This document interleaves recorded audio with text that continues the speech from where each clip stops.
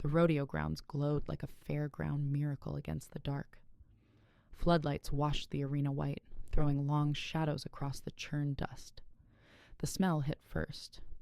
Fried dough, kettle corn, manure, and hay thick enough to taste. Then the noise. Boots stomping, kids squealing, the announcer's voice booming like thunder through tin. "Stonehaven, let's hear you tonight." The crowd roared back, one body, one pulse. Lexi wove through the bleachers like she'd done it 1,000 times, and I followed slower, pulse ticking fast beneath my ribs. Too many eyes. Widow Harper, walking into the lights. Some softened, others sharpened, and I couldn't tell which cut deeper. We found seats halfway up.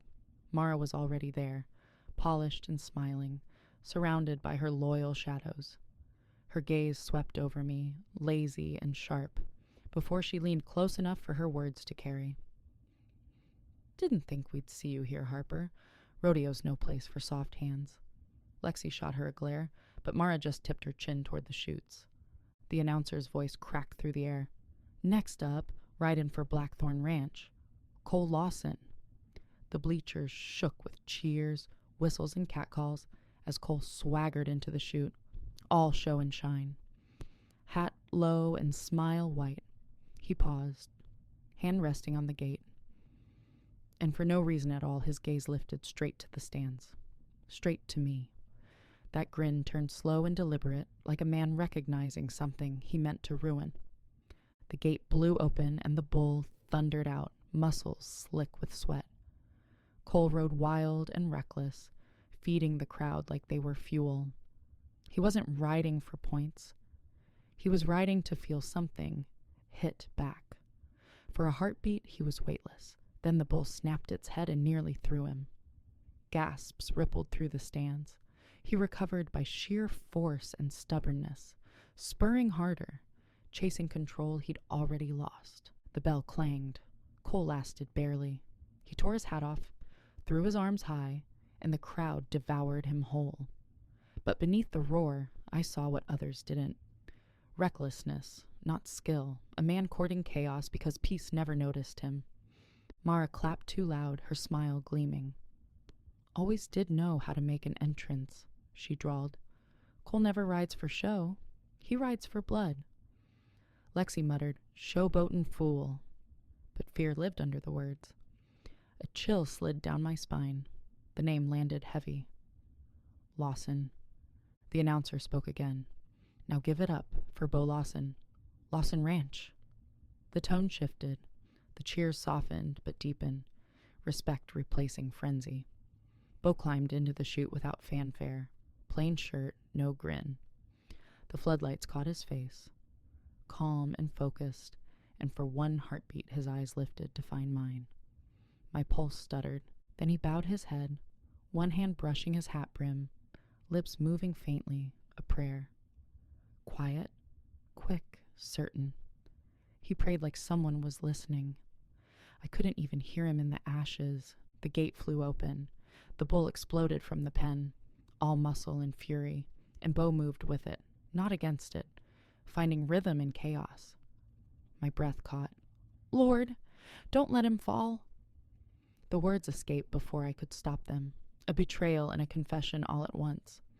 The bull twisted hard, Bo's body snapping forward, rope jerking. For 1 second, he vanished behind the animal's shoulder, and every sound in the world disappeared. Then he righted himself, strong and centered, still riding. The crowd erupted, relief loud as thunder. He lasted the full 8, slid off clean, and landed sure. The cheers that followed were deeper now, not wild, but proud. Bo tipped his hat toward the stands, and when his eyes found mine again, the noise fell away. For one heartbeat, it was just him. Dust in the air, light catching on his jaw, and the ache of longing I wasn't ready to name. Mara's voice broke it. "Solid ride," she drawled. "Not flashy, but solid. Guess that counts." I couldn't answer. My chest was still in the chute with him. People began to file out, boots clattering down the bleachers. Lexi tugged at my sleeve, but I lingered.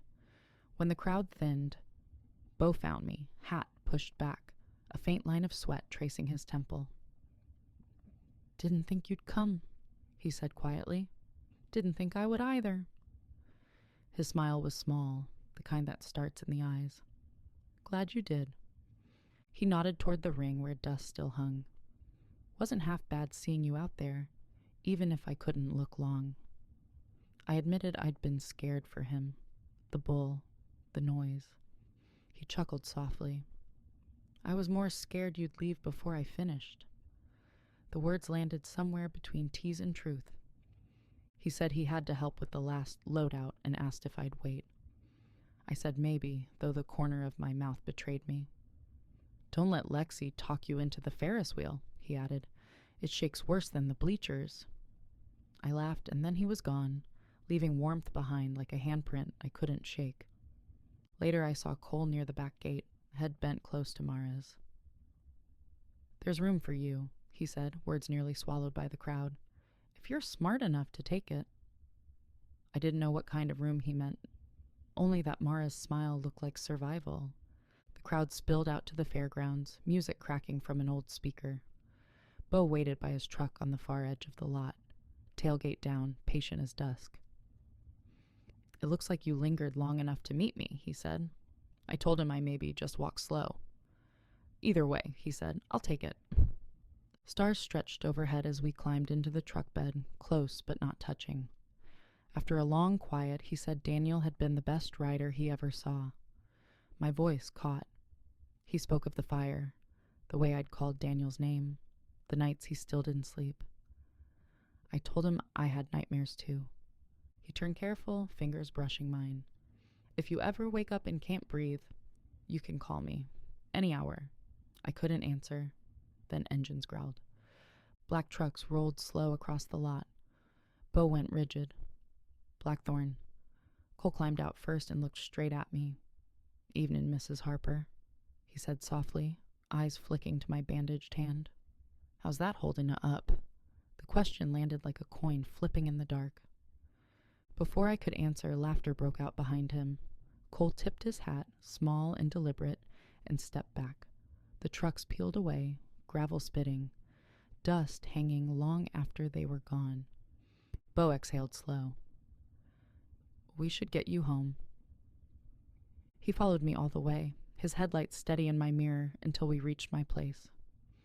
When I pulled in, he rolled down his window and looked at me, quiet and serious. "I meant what I said earlier," he told me. "If you ever need someone, you call me. Any hour." I nodded because I couldn't trust my voice. He waited until I was inside before driving away, and the night felt less heavy, knowing he'd meant every word. A hammer's rhythm woke me before the light did. 3 sharp strikes, a pause, then 3 more. Each one landed like it meant to test the bones of the house, and mine. I shoved out of bed, hands throbbing under their bandages. The clock on the dresser swore it wasn't even 6. Cool air bled through the screen door, carrying the bite of rain and cedar dust. Bo Lawson crouched on the porch, sleeves rolled, hat low, replacing a cracked board like he'd been born with a hammer in his hand. "Ever heard of Saturday?" I called, voice still rough from sleep. He didn't look up. Deacon said these steps were ready to give out. Figured I'd fix them before somebody broke their neck. "You mean before I did?" That earned a faint smile. He straightened, wiped his palms on his jeans, and finally met my eyes.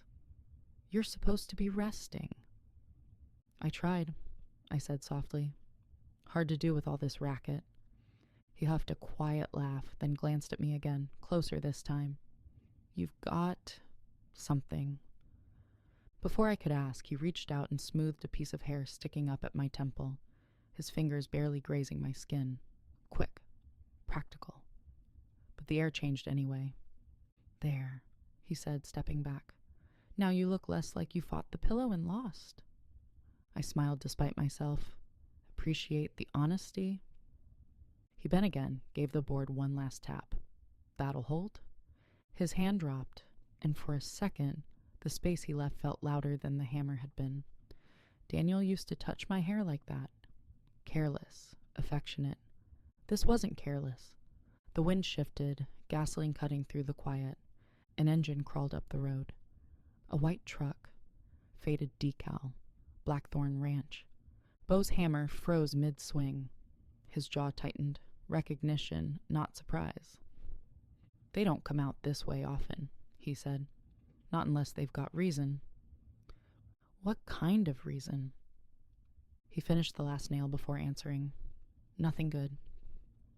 My eyes landed on his keys beside the rail. Before I could think better of it, my hand closed around them. He caught the motion. "You planning to steal my truck now?" "Borrow," I said. "Big difference." His mouth twitched, not quite a smile. "You don't even know where they're headed." "Then I'll find out." He sighed, grabbed his hat. "Fine, but I'm driving." The truck rumbled down the ridge road, gravel snapping under the tires. Morning light flashed across his face, hard gold in shadow. "You planning to follow them the whole way?" he asked. "Long enough to see where they're going." He glanced at my bandaged hands. "You really don't know how to leave things alone, do you?" "Not when they smell like smoke." That silenced him. The truck turned off near an abandoned feedlot. Bo eased onto the shoulder. "Stay low." He cut the engine and rolled us into the shadow of a cottonwood. Two men climbed out of the truck, blackthorn jackets. They rolled red barrels onto the dirt. Then another engine, a black F-250, newer, quiet, deadly quiet. Its back window caught the sunlight just right, glinting off a single white decal. Scripture, Micah 6:8. The window lowered half an inch. "You boys are late." "Sorry, boss," one of the men rushed. Depot crew held us up, had to reroute. A soft click, then the gunshot. One man went down screaming, clutching his thigh. Blood soaked the dirt, steam rising faint where it hit the cold ground. Bo's arm shot across my back, pulling me down below the dash. My cheek hit his shoulder, breath choking on shock and fear. From the black truck came the voice again. "Last Sunday in February. Midnight. Don't be late." The engine growled away. We stayed frozen until the sound faded. "He called him Mo," I whispered. Bo nodded. "Yeah, whoever Mo is. He's giving orders." "Should we tell the sheriff?" "Not yet." "Why not?" "He shot a man. And without proof, we're the ones who look crazy," Bo said quietly. "Men like that don't scare easy. And whoever runs this, he's got pull." "Then we wait," I said. "And if we can't find any evidence?" Bo stared at the empty road. "Then we know where to be that last Sunday in February." He drove us back in tight silence. "You did all right today," he said finally. "Most folks freeze when they see something they shouldn't." "I've already watched worse burn," I said without thinking. Something broke across his expression. Anger, grief, guilt, maybe all three. He looked away. "You shouldn't have to keep doing that," he murmured. The next morning hit sharp and bright. Naomi stood in the doorway, Bible pressed to her chest. "Up," she said gently. "The Lord's day waits for no one." At church, the preacher's voice carried. "Some of us carry matches in our pockets. We call it justice. The Lord calls it fire." Bo stood in the back, hat in his hands. Our eyes met once, heavy, knowing, and it felt like we were the only two people in a room full of saints. After service, Naomi and I walked home. A flyer was wedged in the doorframe. Stonehaven Fuel Depot. Reliable, discreet, local delivery. A corner was singed. My pulse kicked. Naomi frowned. "They must be looking for new business." "Maybe," I said. "I'll take care of it." She went inside. I waited until she couldn't see me, then reached to pull the flyer free, and froze. Boot prints pressed deep into the thawed dirt by the steps, heavy, fresh, leading away from the door and disappearing into the tree line. A cold prickle crawled up my spine. The same tread I'd seen in front of the burned barn, the same weight in the soil, the same lingering heat in the air afterward. Someone had been standing right here, close enough to touch the door, close enough to watch the house, and they wanted me to know it. I folded the cinch flyer slowly and slid it into my jacket pocket, never taking my eyes off the prints until the wind began to fill them in. Too many fires, too many shadows, too many men who thought they owned the dark. Lord, I whispered, if this is the fire you warned me about, show me how to walk through it without burning the good parts too. A truck door slammed somewhere down the road. The silence after was the kind that listened back. Beau's number glowed on my phone. I didn't call. Not yet. Pulling him closer might save me. It might also burn us both. And I'd already watched one good man turn to ash. I turned back to the evidence spread across my desk. No map. Just smoke. And somewhere inside it, a truth still waiting to be found. Thunder came before the sun did. By the time I reached the Lawson spread, the sky split open, and rain came hard enough to drown the day. Gravel ran like a creek. Beau was out in it, soaked to the bone, wrestling a tarp over the feed wagon while the wind tried to peel it to heaven. I killed the engine and sat for a moment, rain hammering the windshield. I'd been meaning to tell Beau what I'd found, but every time I tried, the words stuck. Tonight, I couldn't keep them there any longer. I jumped down from the cab. Where do you want me? You shouldn't be... Too late. Lightning flared, bleaching his face white, jaw set, eyes fierce. We dragged the tarp down together, ropes carving our wet fingers, shoulders braced until it finally held. The next crack came closer. Horses screamed. Inside, now! We fought the wind to the barn and slammed the bolt. Darkness swallowed us whole. The air smelled of wet hay and iron, the scent of storms that take without asking. Lightning kept taking our photograph, his shoulders lit in the stall, the whites of a horse's eyes, my own hand shaking in midair. Beau?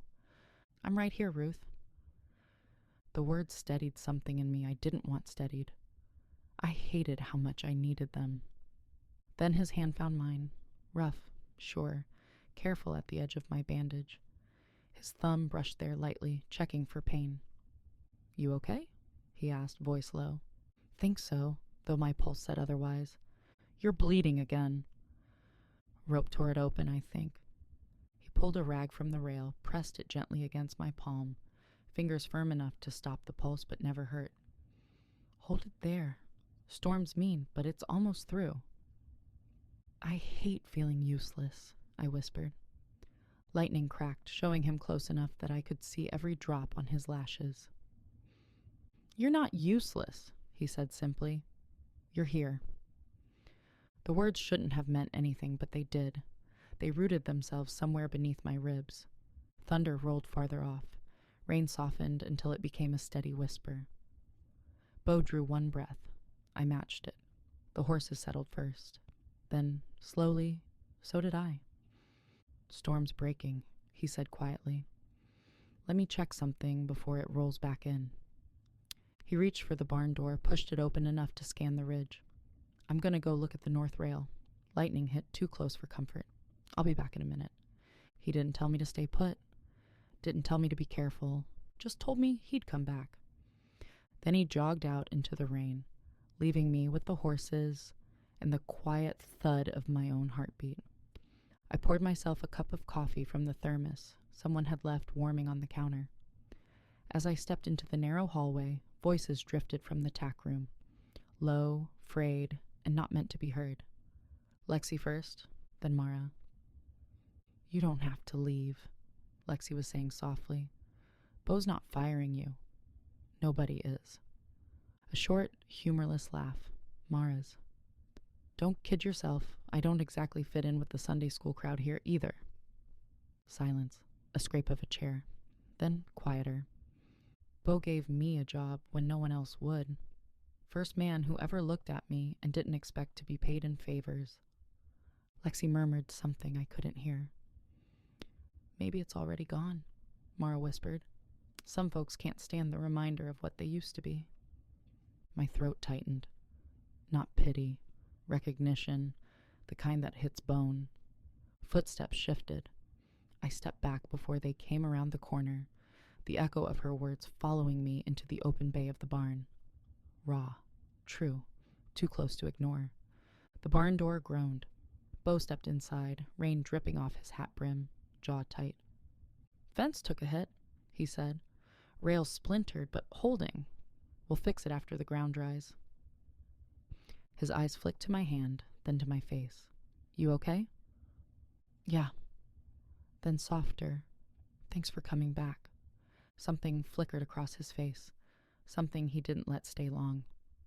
"Wouldn't leave you in a storm." Before I could answer, a shout tore across the yard. "Boss, you're going to want to see this." Jace. Bo and I exchanged a glance and jogged through the mud toward the north pen.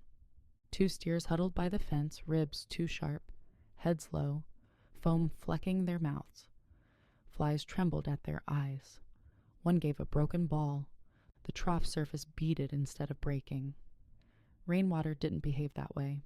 A chemical tang rose off the mud, sharp enough to scrape the tongue. Bo crouched, pressing 2 fingers to a neck vein. His face darkened. "Damn." "Not sick," I said softly. "Poison." Jay shifted, boots sinking. "Water don't sour on its own." Boots splashed behind us. Well, well," a voice drawled. "Looks like y'all could use a better waterman." Cole leaned against the fence, rain sliding off his hat brim, cigarette sheltering in his palm. He smiled, polite. "Dangerous." "Shame when good stock goes bad," he said. "Guess even the Lord can't keep sickness from spreading." His gaze dragged over Bo, then settled on me. "Careful what you drink around here, Harper." He flicked the cigarette into the puddle. It hissed like a small life ending. Then he walked away, boots squishing slow through the mud, his silhouette shrinking toward the ridge. No one breathed until his truck door slammed and the engine faded to a rumor. The rain felt mean now, carrying the poison, spreading it. Bo scrubbed a hand over his jaw. "Could be runoff." "It's not runoff," I said. "You can smell it." He held my stare, didn't argue. "Fine," he said at last. "I'll call the doc."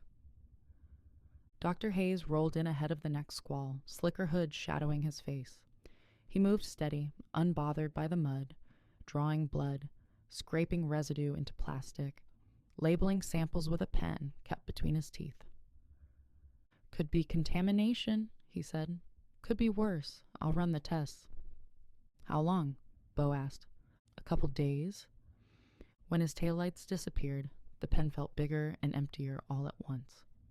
Bo pushed rain off his hat brim and turned to me, a muscle ticking in his jaw. "Head on home, Ruth. Get warm.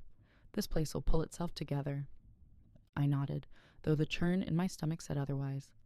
Because if Cole would poison cattle, what else would he poison to make a point? The rain softened into a tired drizzle as I climbed into my truck. My hand slipped into my pocket, closing around the matchbook, the one I kept touching just to make sure it was still real.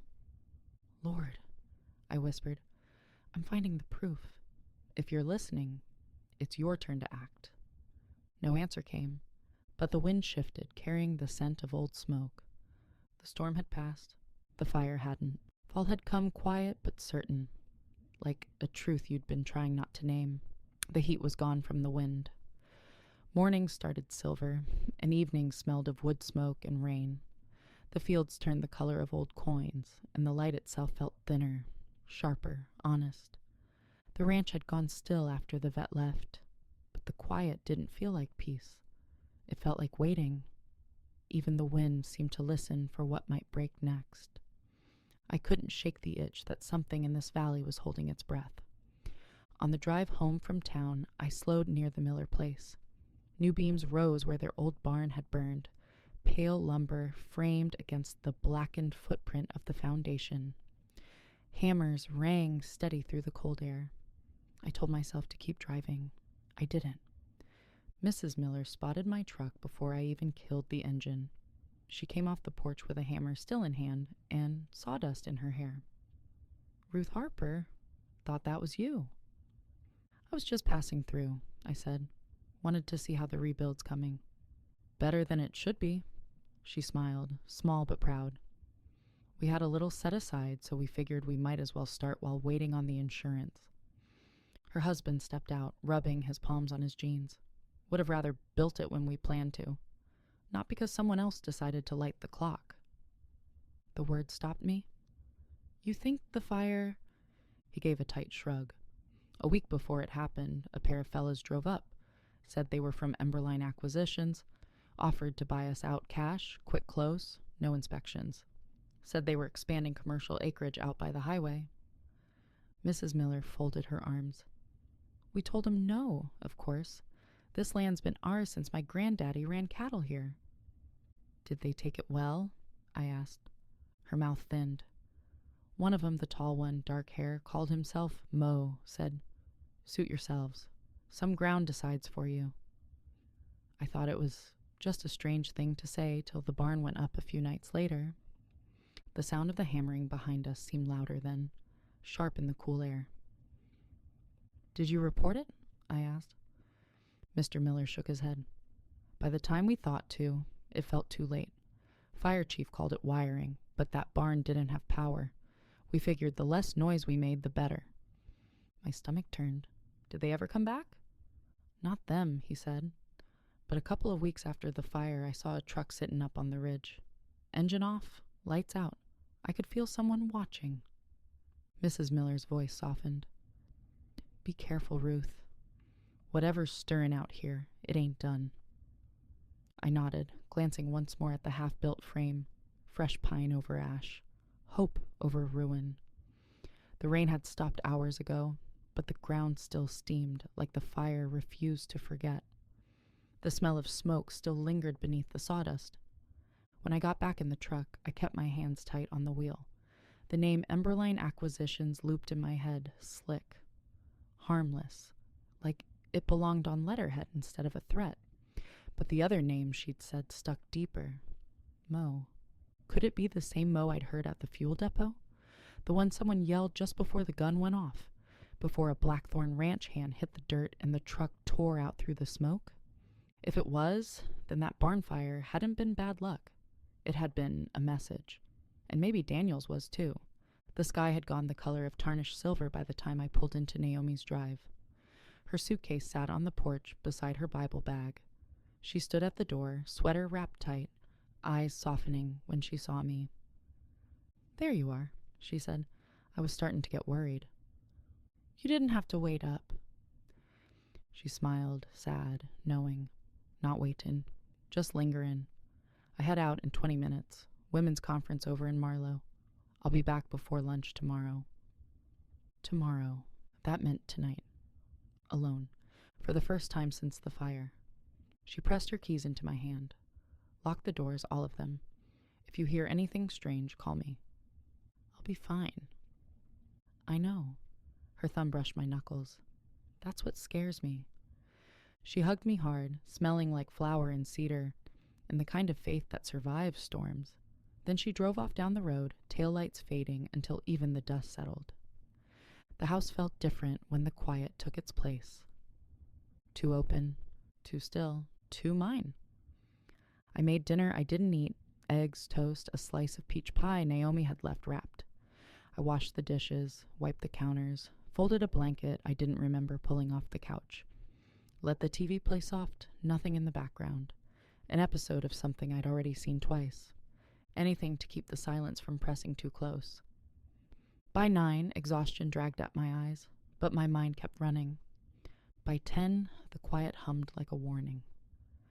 By 10:30, I gave up and let myself drift sideways across the couch. Sometime after that, sleep swallowed me whole. Fire cracked through the dark. Heat swallowed the walls. Screams. Daniel's voice, broken, terrified. Ruth! Wood groaning. The pop, pop, pop of something shifting. A lighter flicking. Again.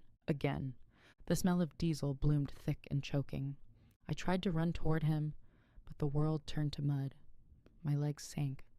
The roof buckled. A beam fell. His voice cut off. A shadow stepped back from the flames. And then the blast of heat slammed me awake. I sat straight up, gasping, shaking so hard I nearly slid off the couch. Sweat soaked my shirt. My chest heaved. The room was dim, the TV long gone to a silent blue screen. My phone lay on the coffee table. My hand reached before I could think. Beau's name glowed in my recent calls. I stared at it. My thumb hovered. One tap and he'd come. I knew he would. But what then? What would that make us? What would that make me? Needing him in the middle of the night felt too close to needing him always. It felt like stepping into a place I couldn't climb back out of. I locked the phone. Then I grabbed my shoes. I didn't know where I was going. I just drove. Past the ridge, past the closed diner, past the Lawson Ranch turnoff glowing faint with one porch light, past everything familiar. The wind rattled the truck windows as if trying to tell me to go home. But some part of me, some hollow, aching part, too tired to argue, kept the wheel straight. When I finally slowed, gravel crunched under the tires. A dark roofline rose in front of me. The church. I didn't remember choosing it. Didn't remember turning. I only knew that my hands were shaking too badly to keep driving. The front walkway glistened with dew. I stepped out, heart pounding, breath sharp. My fingers curled around the door handle. It opened. Small-town churches rarely locked their doors. Tonight, that felt like mercy. Inside was dim, just the soft glow of a nightlight down the hallway, the sanctuary shaped in shadows.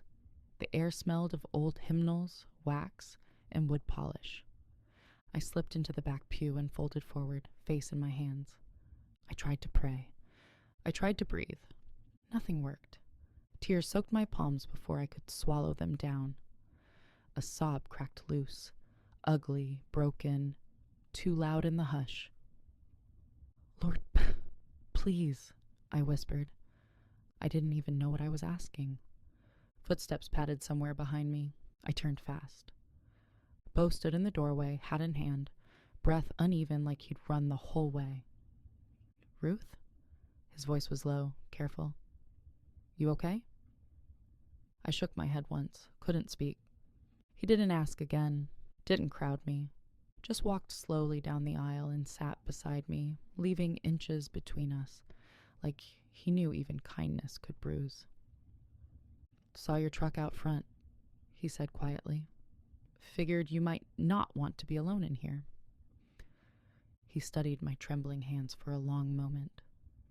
Something tight passed through his expression, understanding but not confession. No matching pain. No same here. He didn't speak. He just wrapped one arm around my shoulders, slow, warm, and drew me gently into him. My forehead found the solid place beneath his collarbone. His breathing was steady enough to anchor mine. Then, without warning, without asking permission, he bowed his head and started praying. "Lord," he murmured, voice low and rough, "we're tired." She's been carrying more than a person should, more than I'd ever want for her. You know what she's been through, what she's still walking through. So I'm asking you, quiet the things that chase her. Give her rest tonight, real rest. Guard her mind, or guard this house. Guard her heart, even if she don't feel like it's worth protecting. And if you've got room, steady me too, so I can stand where she needs somebody to stand. Amen. The word drifted through the silence like something soft, being laid over something shattered. A breath left me, a breath I didn't know I'd been holding. Not healed, not whole, but lighter. Beau didn't move until I did. "Come on," he whispered. "Let's get you home." He followed me in his truck all the way to the lane, headlights steady as a hand pressed between my shoulder blades. When I unlocked the door, he didn't push inside, but waited, watching the shadows like he expected one to move. "You want me to leave?" he asked quietly. I opened my mouth, closed it. No. That was all it took. We stepped inside, and the house felt too big for just me, too quiet. Beau stood there a moment, taking in the shadows, then nodded toward the couch. "Sit with me a minute, just until you settle." I did. He sat beside me, not touching, just close enough that I could feel the heat from his arm. For For a few breaths we said nothing. The silence was soft for once. My eyelids grew heavy. I let myself lean the smallest bit toward him. He noticed. "Come here," he murmured. He didn't pull, just lifted his arm in quiet invitation. I shifted closer, slow as breath, until my shoulder brushed his. His hand slid gently behind my back, steadying me. I felt my body give in before my mind could argue. When my head dipped forward with sleep, Beau caught the moment. His palm brushed my temple. "Lay back, Ruth," he murmured. "It's all right." I didn't think. I just followed the sound of him. He guided me carefully, turning just enough so my head rested on his thigh, his hand smoothing once through my hair. Not a caress, not quite. More like grounding me to a world that wasn't burning. The motion was slow, rhythmic, safe. My breathing steadied. The last thing I felt before sleep took me was his thumb brushing a loose strand of hair from my cheek. Gentle, protective. He stayed until my body went slack with real rest. I drifted deeper, unaware of how long he sat there, one hand resting warm and steady near my shoulder, thumb brushing the side of my arm every so often, like he was keeping time with my breathing. The night shifted around us. The house settled. Somewhere outside, a coyote yipped once, distant and harmless. Beau didn't move, not even when his phone buzzed faintly against his pocket. Not even when my fingers curled unconsciously in the fabric of his jeans. Hours passed like that, quiet, gentle, unasked for mercy. Gray light seeped into the room before either of us stirred. I blinked awake slow, the world soft and blurry, the scent of leather and cedar rising around me. My cheek was still pillowed against Beau's thigh, his hand resting lightly against my arm, like he'd fallen asleep guarding the door. For one breath, neither of us moved. Then the front door hinges creaked. "Ruth?" Naomi's voice floated soft into the living room. "You up, honey?" Beau's hand twitched. I sat up too fast, hair mussed, heart slamming against my ribs. He steadied me without thinking, a hand at my elbow. Warm and instinctive. Naomi stepped into view, suitcase still in hand. She stopped when she saw us. Her eyes flicked once, me rumpled on the couch, Beau blinking awake beside me, the blanket half tangled around my legs. Surprise lifted her brows, followed by something softer, something knowing. "Morning," she said gently. Heat rushed up my neck. I couldn't sleep. Beau stood, pushing his hat back, voice low. Nightmare hit her hard. I didn't want her alone. Naomi nodded slowly, not judgmental, not shocked, just seeing. "Well," she said, "I'm glad the Lord sent somebody steady." Beau swallowed, nodded once. "I should get to the ranch." He moved toward the door, boots quiet on the floorboards. Before stepping out, he paused, just long enough for our eyes to catch. "You need anything today," he murmured. "You call. Doesn't matter what time." I nodded, unable to speak past the tightness in my throat. He slipped out, truck engine rumbling down the lane. Naomi set her suitcase down and came to stand beside me.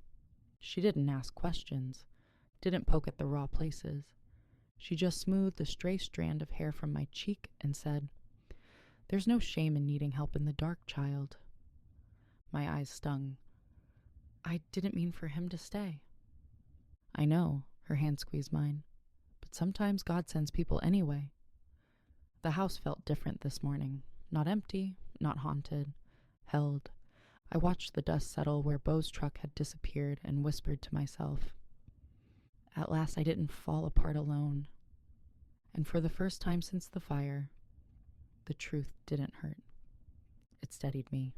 Naomi was gone by the time Beau's truck crunched up the lane. Her note waited on the counter. "Running pies to the church. Back later. Don't burn the place down." Beau climbed the porch steps with a brown paper sack in one hand and a thermos in the other. "Brought lunch?" he said. "Stopped by Murphy's. Figured you wouldn't eat unless someone put food right in front of you." "A bold assumption," I said, smiling despite myself. "True, though," he added, handing me a sandwich. "Don't say I never spoil you." Depends who gets the bigger half. He shook his head. You fight dirty, Harper. We ate on the porch, sunlight thinning through the oaks. It should have felt peaceful. It almost did. Almost. Bo poured us both coffee from the thermos, then leaned back against the railing, watching me with that unreadable expression he wore whenever he was waiting for the truth. Bo tipped his head, studying me the way he did when he knew there was more beneath the surface. All right, he said. What's eating at you? That opened the door. I told him everything the Millers had said. Emberlane acquisitions, the cash offer, the name Mo. He went still at that. Same one from the depot? Yes. He rubbed his jaw, eyes narrowing toward the pasture, like he was lining up all the threads in his head. Then this isn't random. The Millers, your barn, that depot mess. It's tied together. A cold shiver crawled down my spine. So what do we do? For now, keep watch. He exhaled slow. Harvest Fest'll draw a crowd. If Emberline or Mo are sniffing around, we'll see signs. Something lurched in my chest. Fear, yes, but also something heavier. And the weight of last night settled all over again. I set my coffee down and wiped my palms on my jeans. Bo, about last night. His eyes lifted to mine, steady, bracing, already knowing where this was headed. If people found out you stayed here, I said quietly, the whole night, you know how they'd talk. His jaw tightened, not at me, but at the truth, at the town, at the cost of being seen. Yeah, he murmured, I know. A beat of silence, then he added softer, with a wryness that almost hid the ache underneath. So, no more sleepovers. My breath stuttered. Not rejection, not regret, just reality. No more sleepovers, I echoed. He nodded once, respectful of the boundary and the struggle underneath it. But something in his eyes softened, warm, unspoken, like last night mattered, even if we could never say that out loud. A breeze moved through the oaks. The world felt gentler for a heartbeat. Then he straightened, slipping his hat back on. Still up for going tonight? My throat tightened. If you are. I want you there, he said simply, but only if you want to be. I swallowed. 7. He nodded, stepped off the porch, and headed to his truck. Gravel crunched beneath his boots until it faded into stillness. The quiet left behind felt different than last night's. Not empty, not lonely, just complicated and real. Kenzie swung by at 7, honking once like always. When evening finally came, I braided my hair, dusted off a dress I hadn't touched since before the fire, and told myself I was only going to help serve cider. I knew that was a lie. The crowd buzzed as we climbed out, boots crunching gravel. The whole town seemed gathered here, faces warm in lantern glow, eyes softening when they landed on me, or narrowing sharp. Pity and suspicion mixed too easy in the same glance. I felt them both like weather. You sure about this? I asked. Kenzie tossed me a look, eyes soft but certain. You need a night that doesn't hurt, Ruth. Let this one be it.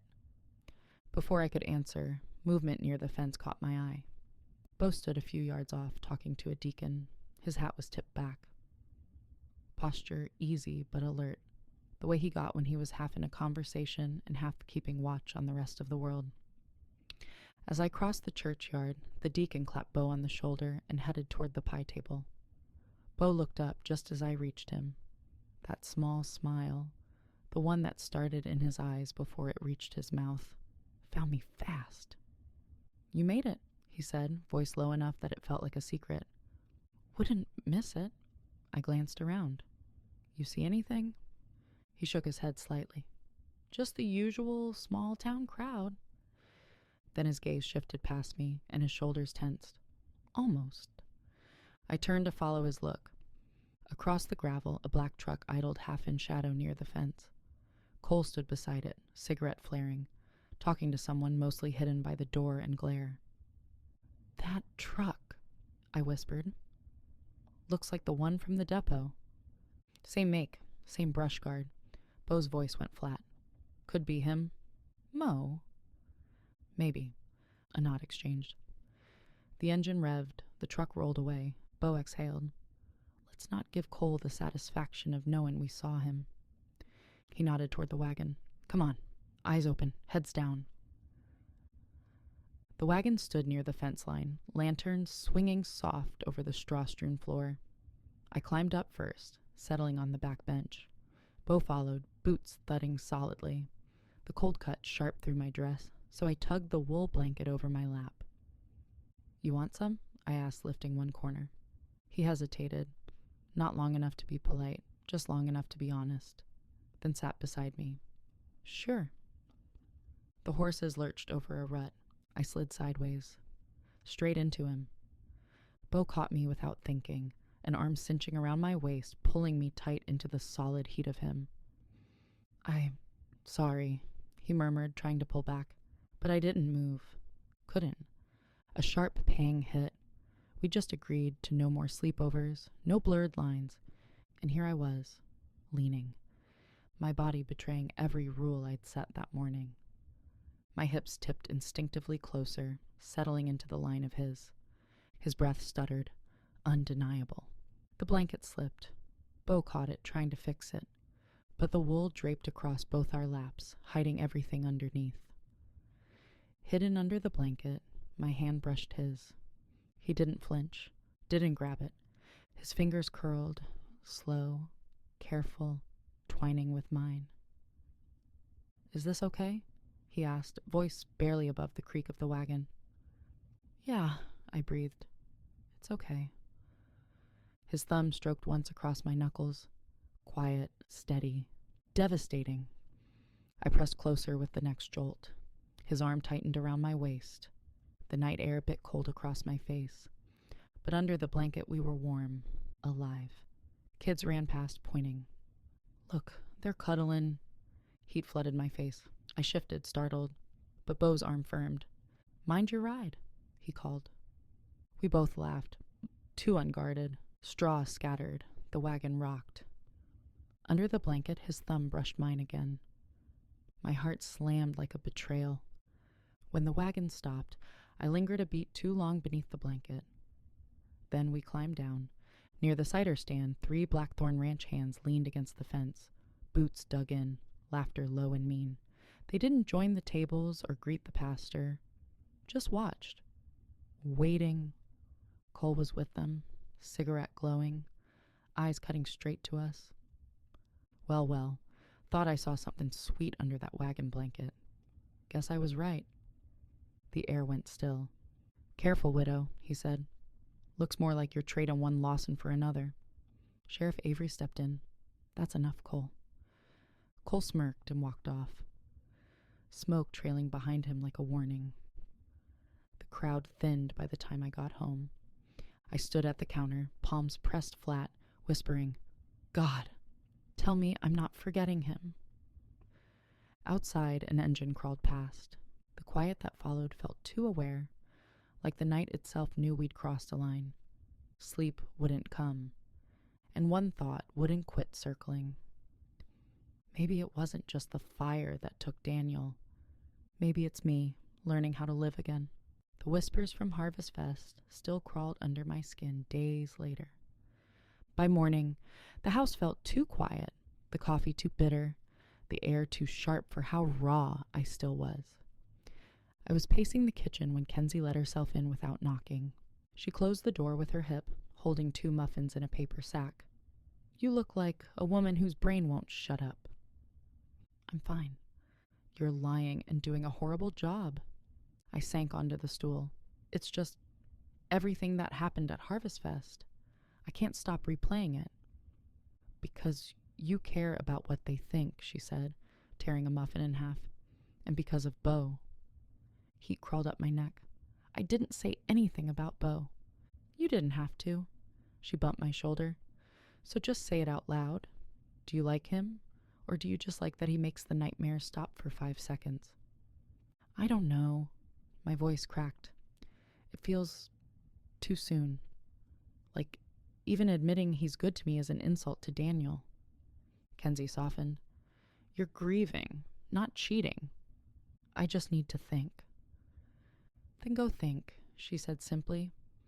Go to the ranch. Go where it started. Sometimes the past puts the present in its place. She squeezed my hand once, then left me with the muffins and my churning stomach. The wind hit colder out by the ridge.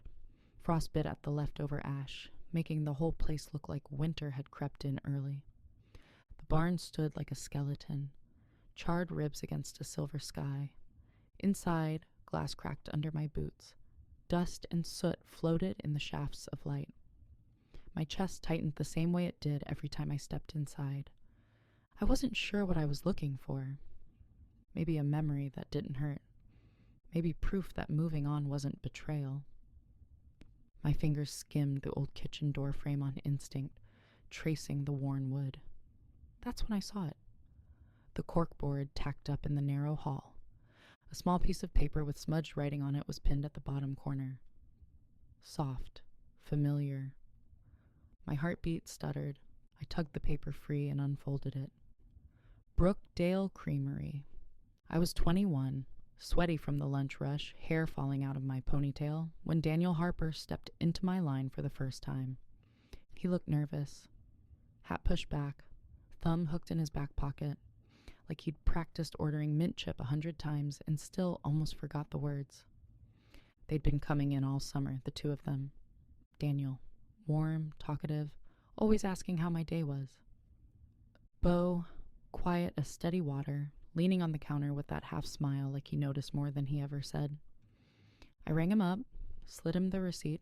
That's when he slid something back. A tiny folded note, quick and awkward, like he didn't want anyone else to see. He didn't wait for me to open it. Just stepped aside with his claim ticket, pretending to study the menu board while the guys behind him ordered. The rush stayed crazy, another 10 minutes. When I finally unfolded the note, my stomach flipped. You're really pretty. Will you go on a date with me? I looked over at him. He wasn't pretending anymore. He was watching me, hopeful, terrified, hopeful again. His milkshake ticket dinged, and instead of calling his number, I brought it over myself. You forgot something, I said softly. I think the answer is yes. His whole face lit up, bright and boyish, relief washing over him so plain it made my throat tight. Oh, he stammered. Right. Great. That's great. I scribbled my number on the back of his order ticket. He tucked it into his wallet like it was something precious. When he left, he gave me one last look through the glass. Brief, happy, like the world had cracked open just enough to let something good in. And out in the parking lot, leaning against a dented blue pickup, stood Beau Lawson. Back then, I thought nothing of it. Just a friend giving him a ride, handing him his keys, clapping him on the shoulder. But now the memory hit different. I slid the note into my pocket, not because I needed it, but because it reminded me that once, long before everything burned, someone had wanted me with a kind of wide-eyed certainty I didn't fully understand at the time. I should have smiled, should have felt warmed by the memory, should have let it be what it was, sweet and simple and past. But instead something twisted low in my stomach. Because the truth, the one I hadn't said out loud, not even to Kenzie, was that someone else's face kept rising inside me. Beau, his hand steadying me in the wagon, his arm around my waist, his voice praying over me in the dark, and standing here now with Daniel's first note between my fingers, I felt sick with guilt. How can I miss him like this? I whispered, and still feel anything else. It felt wrong, disloyal, like letting another man's warmth brush against places still scraped raw by loss. Daniel loved me with a certainty that scared him once. How could I hold that memory and still let Beau's steadiness slip into the cracks of it? My chest ached, too full, too split, too human. "I'm trying," I whispered into the empty house. "Lord, I'm trying not to break what's left of me." But grief didn't care. Guilt didn't either. Both pressed tight against my ribs, asking the same impossible question. If you love Daniel fiercely, how can your heart be waking up at all? The air was colder now when I stepped out on the front porch, sharp enough to sting my lungs. I wasn't ready to leave. Not yet. So I walked. Past the old garden bed where Naomi used to plant tomatoes every spring. Past the rusted windmill that hadn't turned since the drought. Past the charred outline of the barn, black ribs jutting against the pale autumn sky. The quiet followed me across the yard, heavy and watchful. Every step felt like walking through 2 lives at once. The one I had and the one I lost. My boots carried me toward the far side of the property, the part I never visited anymore. Too many ghosts, too much ash, but today, something pulled me there anyway. I rounded the back of the collapsed equipment shed and stopped. Cold shot straight through me, because tucked behind the remains of the old workbench, hidden unless you were standing right where I was, were supplies. Fresh lumber, stacked neat, ends still bright with factory stamps. A sealed bucket of barn red paint, roofing nails, 2 unopened brushes, a level, a chalk line, all of it new, all of it untouched by fire, all of it hidden. My breath caught. This wasn't old debris. This wasn't insurance work, and Daniel hadn't bought a single thing after the barn burned. Someone had brought these supplies here, stashed them here, and planned to come back. A chill crawled up my arms. "Lord," I whispered, knees almost giving out. "If this is you showing me something, don't let me look away." The wind pressed against my shoulders, steady, urging, almost like a hand between my shoulder blades. I backed away slowly, heart pounding so loud it drowned out the quiet. The note in my pocket felt like a heartbeat from another life. 2 truths, one gentle, one dangerous, both waiting for me to find the courage to act. The yard was already alive when I pulled in. Men shouting over one another, cattle bawling, tools clanging against rails. Tomorrow wasn't just any auction. It was the one everybody watched. Inside the Lawson house, the long oak table was buried in record books, contracts, cold coffee. Ranch hands crowded around, arguing over pens and trough flow. Bo stood at the head, sleeves rolled, brow furrowed. He didn't look up until I stepped farther in. His eyes flicked to mine.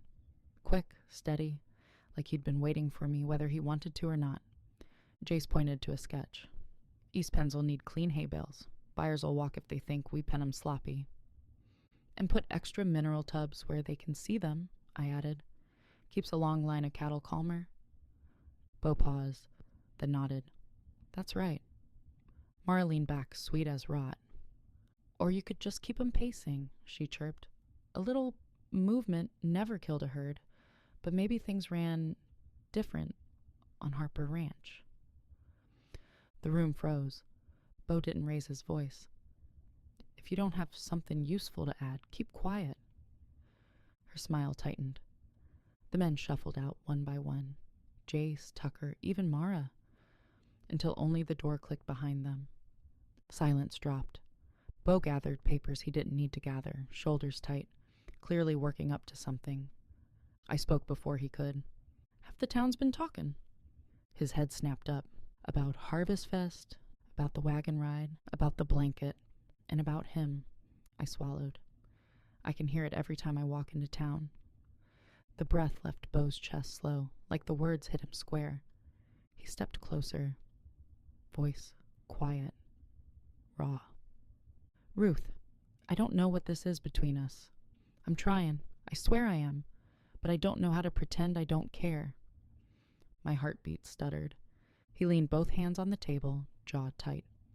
"I'm not asking you for anything, and I'm not pushing you. But don't ask me to stand here like nothing happened when you walked into that room." His voice went low. "I can't be that man for you. Not anymore." I opened my mouth. The back door slammed. Jace's voice ricocheted down the hall. "Boss, buyers from Abilene are on the phone. Says it can't wait." The moment shattered. Bo didn't speak again. Just gave me one look, full of things we weren't ready to say, then strode out. By supper time, the house was loud again. Boots thudding, dishes clattering, voices rolling like thunder. I hovered near the doorway, unsure where to sit. Only one chair was empty. Beside Bo. He reached out, pulled it out with one hand. Steady, unmistakable. "Seats open." Heat rushed up my neck as I sat. Eyes followed. Nobody said a word.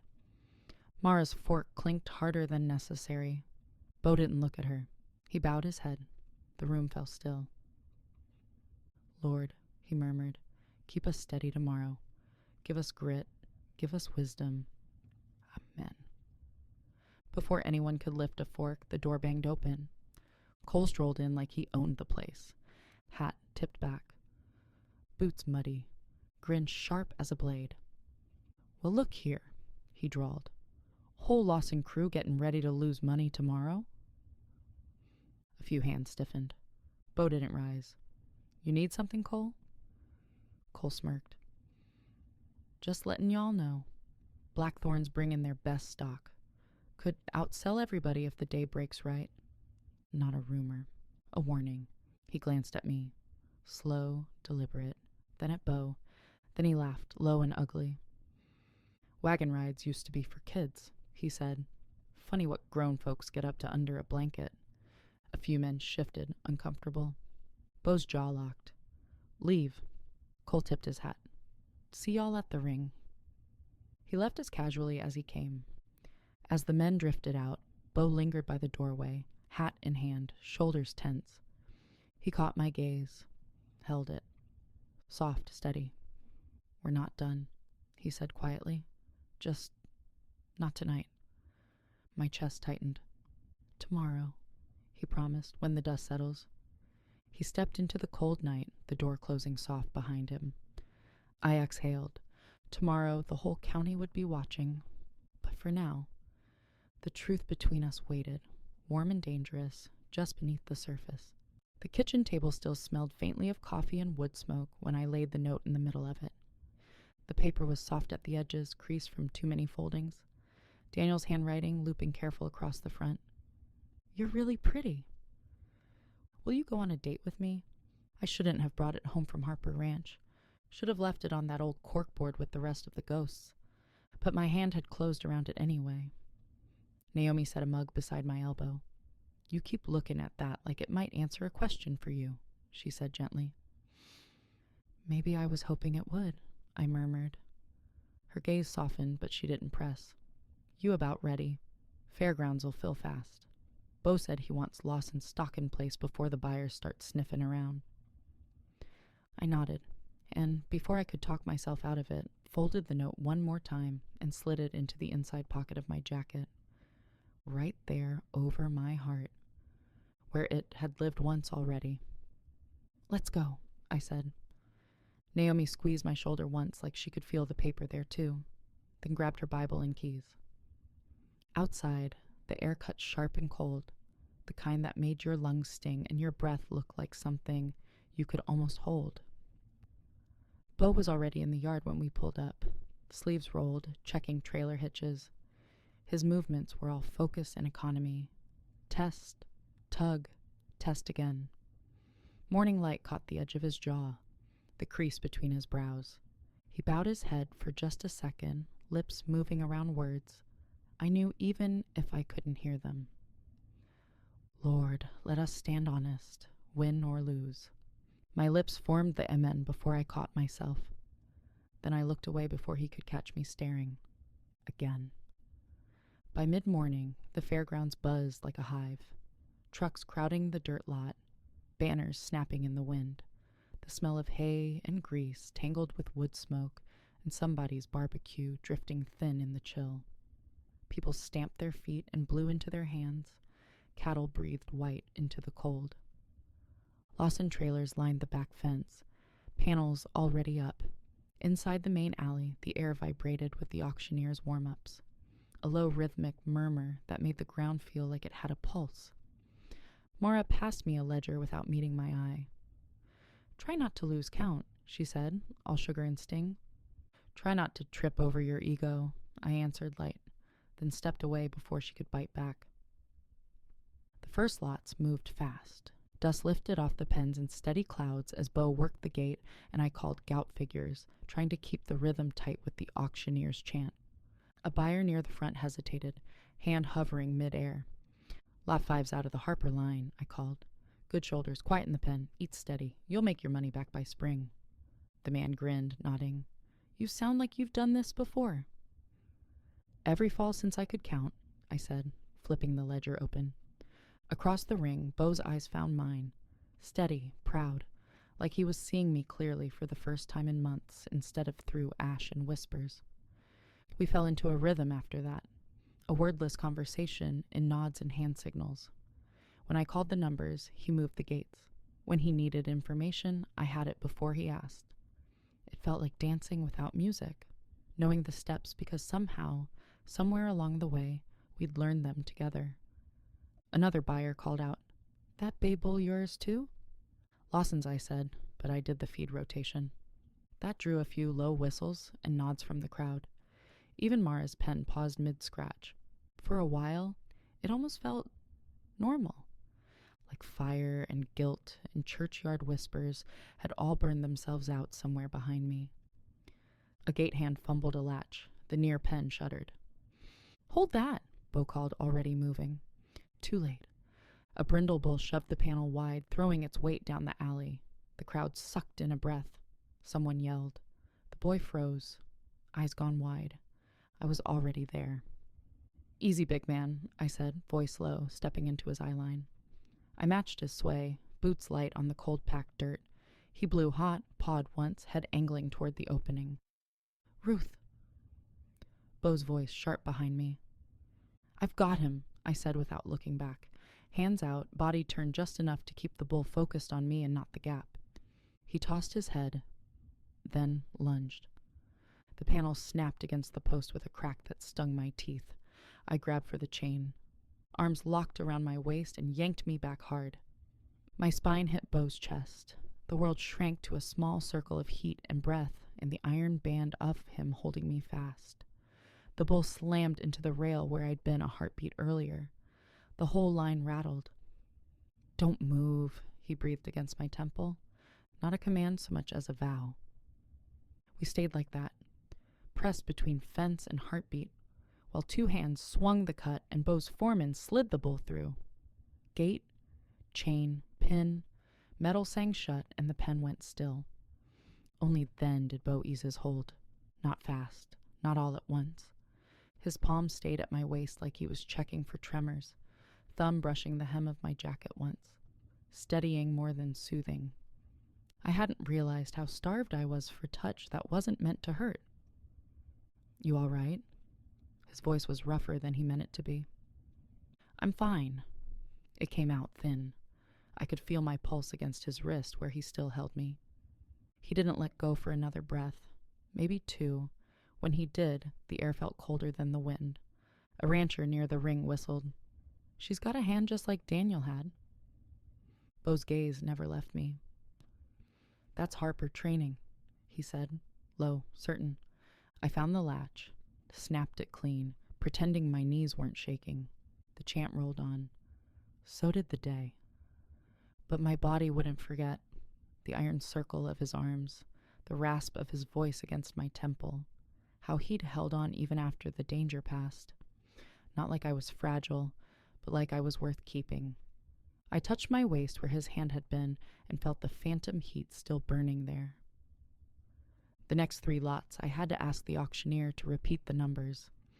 My focus kept drifting to the gate where Bo worked. The set of his shoulders, the sure rhythm of his movements, the quiet way he steadied the pens like nothing had happened. Like we hadn't both stopped breathing. Like maybe he was trying just as hard not to look back. Didn't think I'd see Ruth Harper back in this mess. The voice came warm, teasing, from my left. I turned. A man in a weathered denim jacket and clean hat. Early 30s, easy grin, Auction number, tag half tucked in his pocket, stood a little too close to the rail. I recognized him from county sales over the years. Caleb Chapman. Ran stock east of the ridge, always polite, always friendly. Caleb, I said, surprised. Thought you stuck to the spring auctions. Couldn't miss this one, he said. Whole county's been buzzing about Lawson stock and the Harper widow. Heat crept up my neck. They've got too much time on their hands. Maybe. His gaze softened. But they're not wrong about one thing. What's that? You're good out there. He nodded toward the ring. Bull charges, boys scatter. You walk right at him like you're asking him to dance. That's something. I huffed a laugh. I don't think he'd have made a very good partner. Maybe not, he said. But if you ever get tired of running Lawson cattle, my outfit could sure use a hand like yours. It was said easy, joking. But it landed too close to something else. Something unfamiliar. And, he added, almost shy, if you ever just needed a night that wasn't all smoke and grief, I know a decent steak place in Marlow. No bulls, just strong coffee and bad pie. A real smile tugged at my mouth, quick, startled. You flirt like a man trying to buy at half price. He laughed, running a thumb along the brim of his hat. Worth a shot. Over his shoulder, movement caught my eye. Bo stood near the next set of pens, hand on the gate chain, watching. Not glaring, not scowling, just watching. Jaw tight, eyes unreadable, that muscle in his cheek ticking once. Caleb followed my glance and cleared his throat, shifting. Didn't mean to step on toes, he murmured. Just glad to see you back on your feet is all. I appreciate that, I said quietly. Really. You think about that coffee, he said, backing away with a small nod. Offer stands. He melted back into the crowd, swallowed by hats and dust and the auctioneer's chant. His attention should have made me feel something. Wanted, admired, normal. Instead, all I could think about was how gentle his hug would be if he tried, and how it still wouldn't feel like the iron-solid circle of Bo's arms at the rail. Guilt pricked hot and sudden. I had no business comparing, no business wanting anything at all, especially not from the man watching me now like he couldn't decide whether to step closer or walk away. By the time the crowd thinned, the light had started to tilt, gold bleeding out at the edges, the fairgrounds beginning to wind down under the hum of generators, and the first thin chorus of crickets. I stayed behind to help coil ropes and stack panels while Bo loaded the last of the cattle. He worked in a steady rhythm, sleeves rolled, forearms traced with rope burns. For a while, the only sounds were metal, leather, and the scrape of boots on packed dirt. When he finally glanced over, his voice came even, but low. Caleb Chapman. I blinked. What about him? He's been sniffing around the ridge for a while. Good buyer. Keeps his word. A beat of silence. Seems friendly. He was Daniel's friend, I said. We've seen each other at auctions for years. That's all? Bo nodded once, tying off the line. Didn't look like that's all from where I was standing. Something hot and sharp cut through my chest. You jealous, Lawson? He met my eyes then. Really met them. No dodge, no smile. Don't know if that's what you'd call it, he said quietly. Just know I don't much like watching some other man try to hand you what I'd bleed to give. The words knocked the air out of me. Bo! I took a step closer without meaning to. The shadow of the trailer swallowed us, the fairgrounds suddenly feeling miles away. What are you really asking me? I whispered. He studied my face, like he was trying to memorize it or talk himself out of something. I'm asking if you know the difference, he said finally, between a man who'd stand beside you and a man who'd stand between you and whatever's coming. My breath caught. And which one are you? His jaw worked. When he spoke, his voice had gone rough around the edges. You already know that answer. You knew it the second that bull hit the rail. Silence thickened between us. Too loud, too close, too much. I opened my mouth. Bo, My phone buzzed. The sound cut through the space between us like a blade. I glanced down. Naomi, here at Caroline's. Ready when you are. The moment shattered. Bo's jaw flexed once. He stepped back like the distance might keep his thoughts from spilling out. You should go, he said quietly. Not cold, not angry, just holding something in both hands and trying not to drop it. Yeah. My voice scraped thin. I should. For a heartbeat, neither of us moved. Then he nodded once.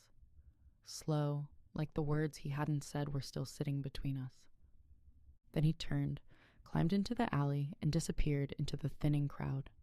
By the time I swung by Caroline's to pick up Naomi, the sun was dropping low and my body felt wrung dry. The auction's noise still buzzed in my ears.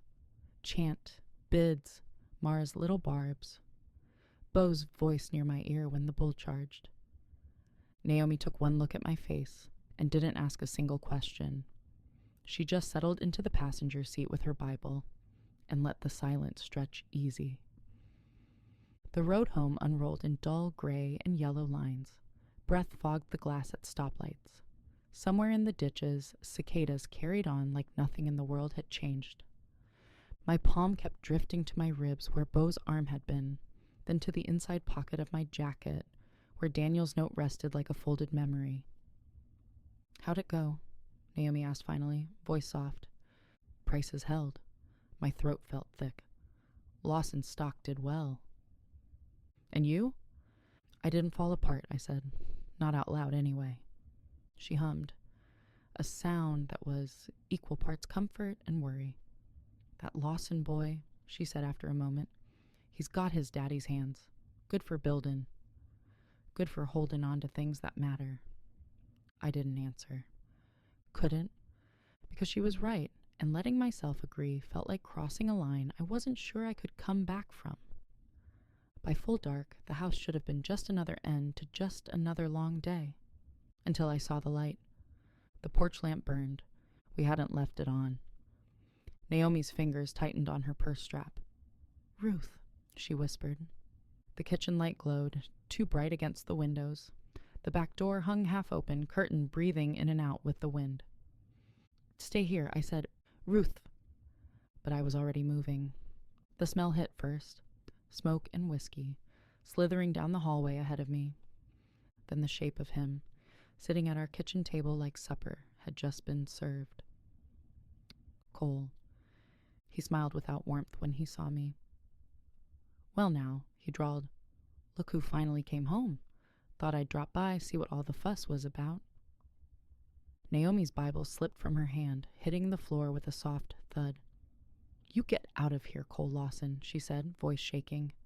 You got no business in this house. He ignored her, eyes fixed on me. You think Bo can keep you safe? He asked mildly. Boy's got his own fires to put out. My fear wanted to back up. My anger made me stand still. His smile faded, slow, deliberate as he stood. Every inch of him was calm, and somehow that was worse than rage. What do you want, Cole? I asked. Say it plain. His gaze sharpened. I want you to mind your own business, he said. Stop poking around in things you don't understand. I thought of the burned barn, the sick cattle, the fresh lumber hidden at Harper Ranch. I understand enough, I said. He took a step closer, boots scraping tile. The kitchen seemed to shrink around him. Blackthorn runs deep out here, he murmured. Deeper than you think. Deeper than Lawson, deeper than Harper. And you do not want to be the one that drowns in it. Another step, the air thickened. You keep digging, he went on, voice soft as a snake in grass, and you're going to find more than the truth waiting down there. The silence stretched. My heartbeat pounded hard enough to hurt. Best you keep this between us, Ruth, he added, tone turning cold. Wouldn't want to have to pay a visit to Sheriff Avery and that little family of his. His grin turned thin, cruel. Heard their daughter is home visiting from college. All the air left my lungs at once. You stay away from them. He shrugged, casual, like we were talking about weather, then quit giving me reasons not to. As he brushed past, his sleeve hit the teacup on the counter. Naomi's rose-painted set she'd had since Daniel was born. It toppled and shattered against the tile. Porcelain scattered like teeth. He didn't look down. "Y'all behave now," he said over his shoulder, voice light, almost pleasant. Then he was gone. Screen door creaking, tires crunching down the gravel, night swallowing the sound until only the quiet was left. For a long time, neither of us moved. Smoke and whiskey still clung to the air. Naomi's whisper came first, cracked but fierce. "Lord, keep us. Lord, keep us." I knelt beside the broken porcelain, hands trembling as I picked up the largest shard. "If this is the valley of the shadow," I whispered, "then walk with us through it." Naomi looked at me, eyes glassy, but burning. "What are you saying?" "I'll handle it," I said. The words sounded steadier than I felt. She hesitated. "Not alone." "I won't." We both knew that was a lie. Naomi rose slow, touching my shoulder once before she went to the doorway. "Then let the Lord stand between you and whatever fire comes next." When she was gone, I set the broken piece in the sink. My reflection wobbled and fractured in the glaze. The porch light flickered against the window like it was thinking about going out. I reached for my phone.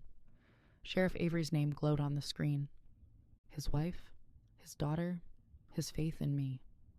I turned the phone face down. "Keep him safe, Lord," I whispered. Outside, the wind shifted, carrying the faintest trace of smoke. I looked toward the dark and felt it looking back. "The fire's got a name now," I said to no one, voice shaking but sure. "And I'm done running from it." The auction dust had barely settled when word spread through Stonehaven that Cole Lawson had sat in Naomi's kitchen like he owned it. 4 days later, the whole county had heard. By breakfast, it was on the CBS. By noon, it rode the auction ledger. And by evening, it wore other people's mouths. Word travels faster than wind through these hills, and by the time I stepped into the yard, the whispers had beaten me there. The morning air bit sharp, heavy with diesel and hay. Cattle bawled from the pens, metal clanged like thunder against rails. Every hand moved quick, anything to pretend they weren't listening. I could feel their eyes on me anyway. "Suppose Ruth's getting more visitors than the rest of us," one of them muttered, not near quiet enough. The rhythm of the yard faltered. Silence spread like fire. Then Bo walked in. Hat low, shoulders squared, shadow long across the dirt. He didn't need to ask what had been said. The quiet told him everything. His eyes found me fast, sharp enough to drop my stomach. "Inside," he said. "Now." He didn't shout, but the gravel in his voice did it for him.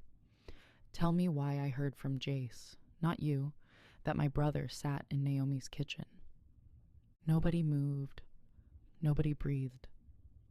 Bo's hand cracked down on the rail, the sound jolting half the men. "I won't say it again." Heat climbed my neck, but my boots carried me to the porch, every eye burning my back. Inside the Lawson kitchen was cooler, no easier to breathe. Bo planted himself between me and the table, jaw locked tight. "You knew," he said. "You knew Cole came into your house, and you didn't tell me."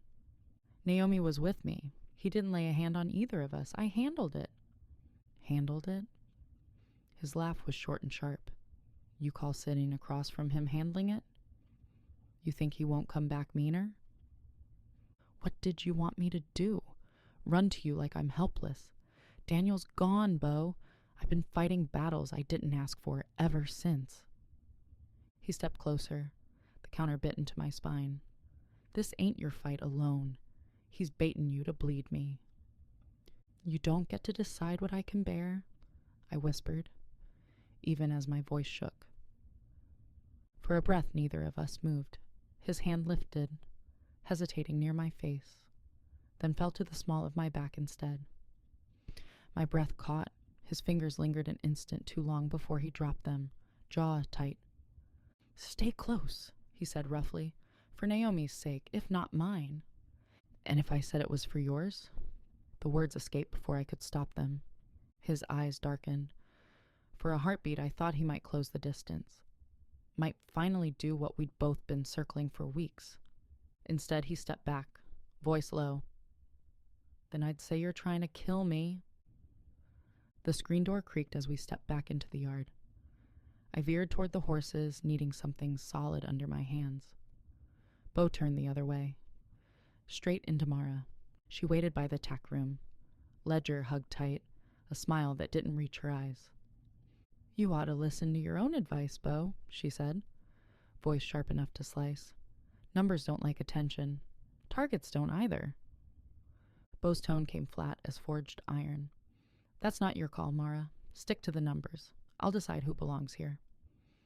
Her smile flickered, brittle, before she turned on her heel and stalked off.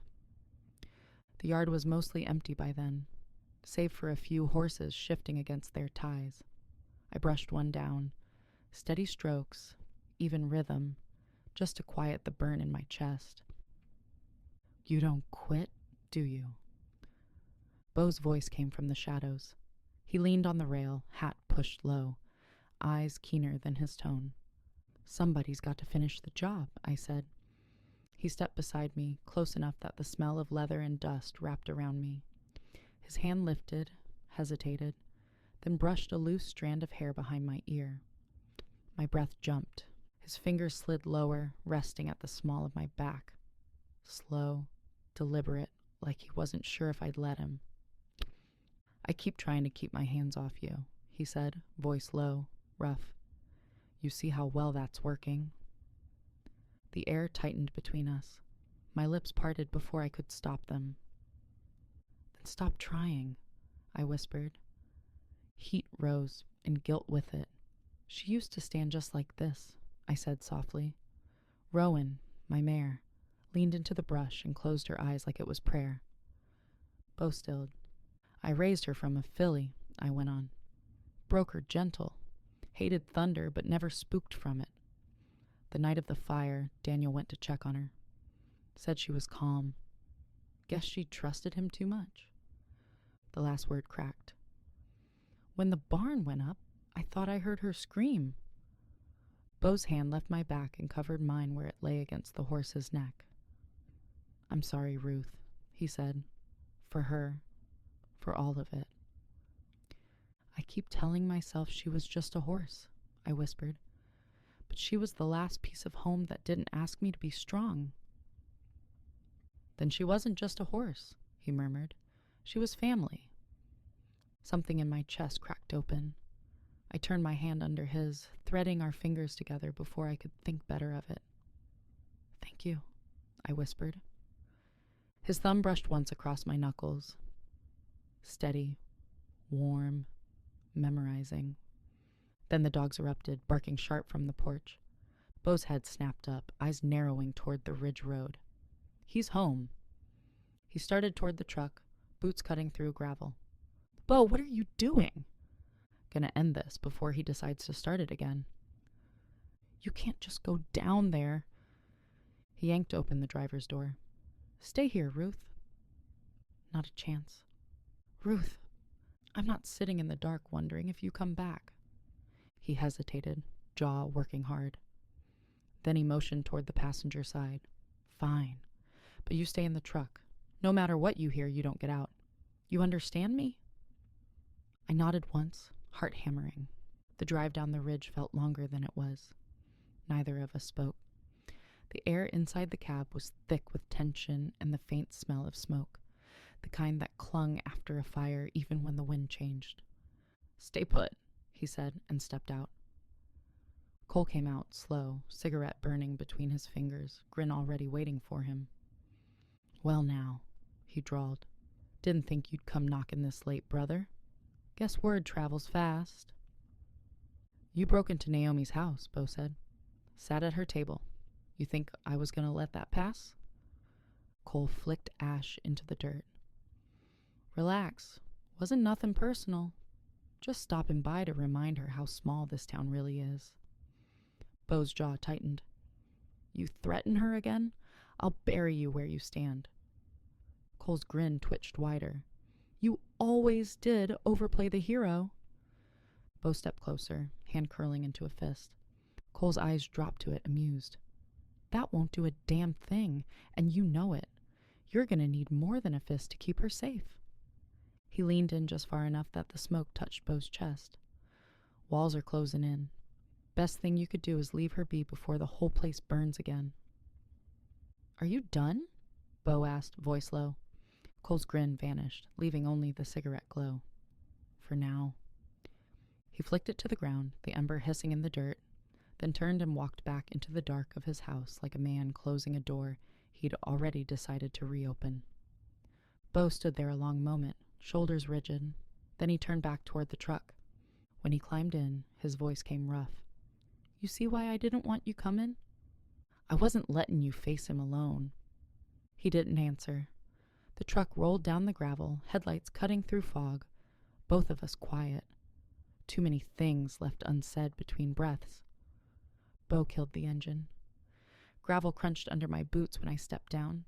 My gaze went straight to my truck parked near the fence. I should go, I said quietly. Naomi'll worry. Bo rounded the front of his truck, stopping halfway between me and the porch. Not tonight. Bo. He shook his head, voice low but certain. You're not driving home alone after that. You'll stay here.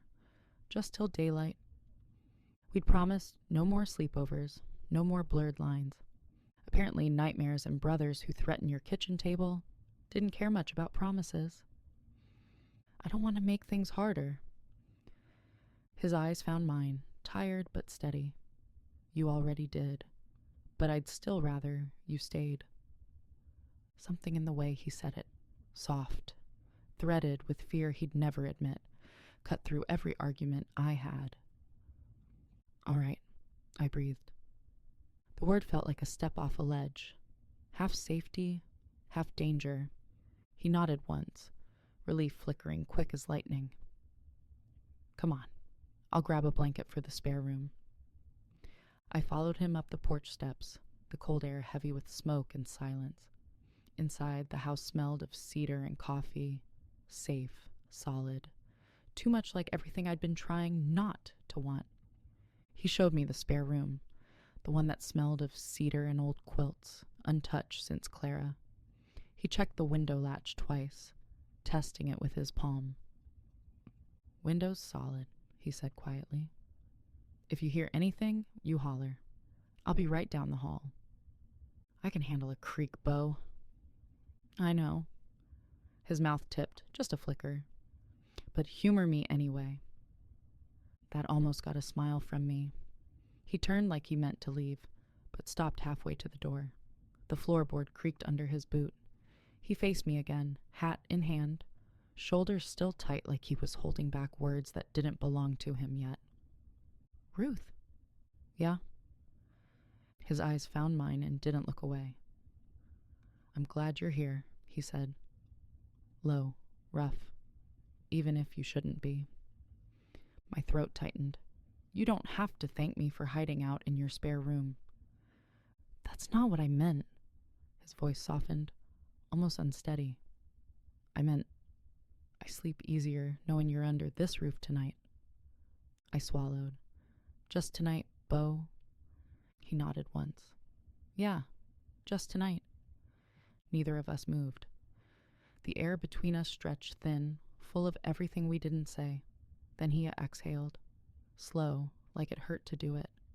Get some rest, he said finally, stepping back. Bo. He paused in the doorway, close enough that I could still feel the warmth off him. Good night, Ruth. Good night. From the crack in the door, I watched him settle into the old chair by the front window, rifle across his lap.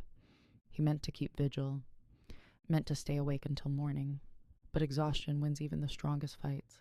Sometime after midnight, the house went still. And then I heard it. A broken breath, a choked sound, the scrape of a boot against the floor. Then, Ruth, don't go. My heart lurched. I was already moving. I stepped into the living room, the soft glow of the stovelight flickering across him. Beau was twisted sideways in the chair, chest heaving, fists clenched like he was holding onto someone in a burning doorway.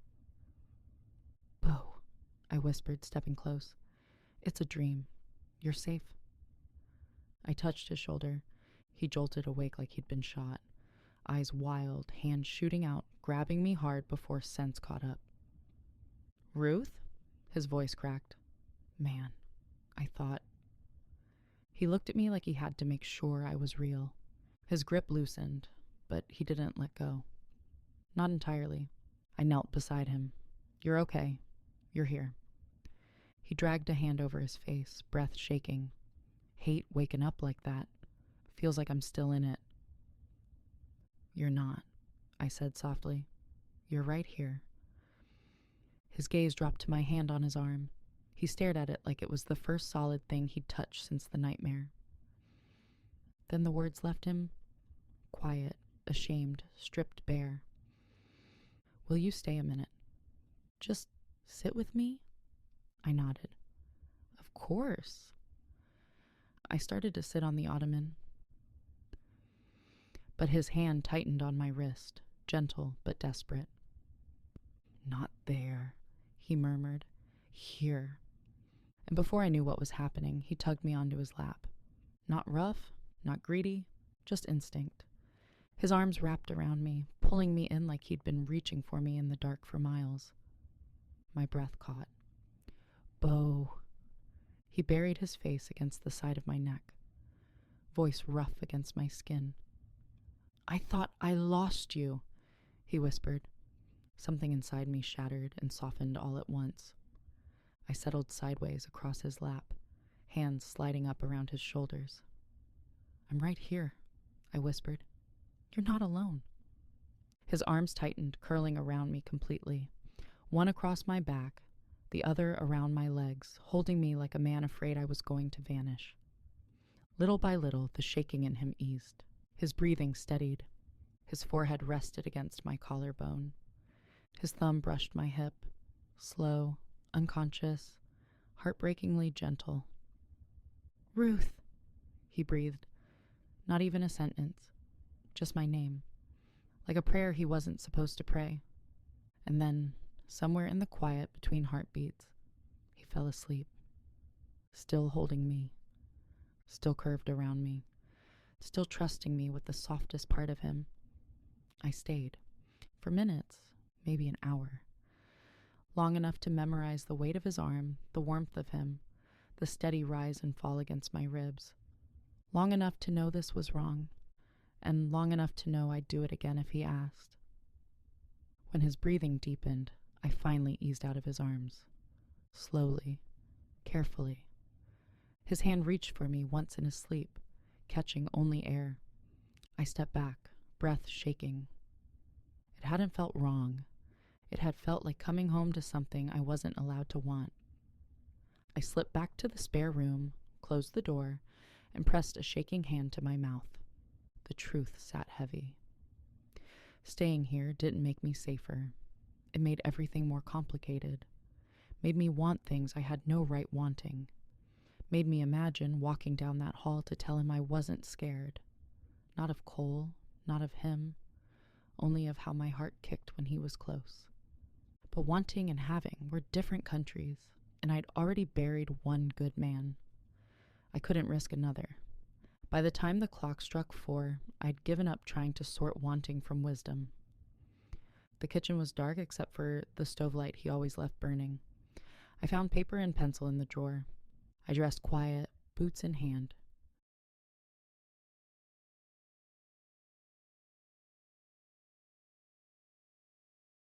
Stayed. Now I'm leaving. Don't come after me. I need to stand on my own ground. I stared at the words. They looked braver than I felt. I almost added more. Thank you for the doorway, for Rowan, for not asking me to be anything I'm not, for looking at me like that. But those truths felt too raw to leave on paper, where morning light might make them real. So I just added, P.S. I'm not running from you. I'm running toward answers. It wasn't the whole truth, but it was the only part I was brave enough to leave on paper. I set the note by his coffee pot, waited with a clean mug, and slipped out the back into the cold, dark. The road was empty but for deer. By the time I turned up Naomi's lane, dawn thinned the ridge to pale. The porch light burned, not forgotten, deliberate, a beacon saying I wasn't hiding. Inside, Naomi was already up, Bible open beside her cup. She looked at me, eyes soft but knowing. "You left him," she said. "I stayed first," I answered. "That counts. After the week we've had, it has to." She nodded slow. "Then the Lord kept you both. Pray he keeps you through today." Naomi's Bible sat open on the counter, pages rippling in the draft. I didn't dare touch it, but my eyes caught one line before the light changed. "He will give his angels charge over you."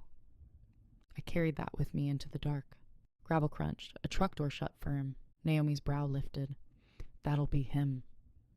Bo's boots hit the steps. He paused at the screen, eyes finding mine through the glass. Naomi opened the door. He looked between us, hat in hand, caught between relief and frustration. "You here?" "Where else would I be?"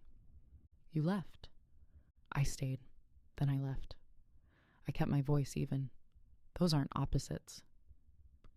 "You could have woken me, so you could argue me into staying longer."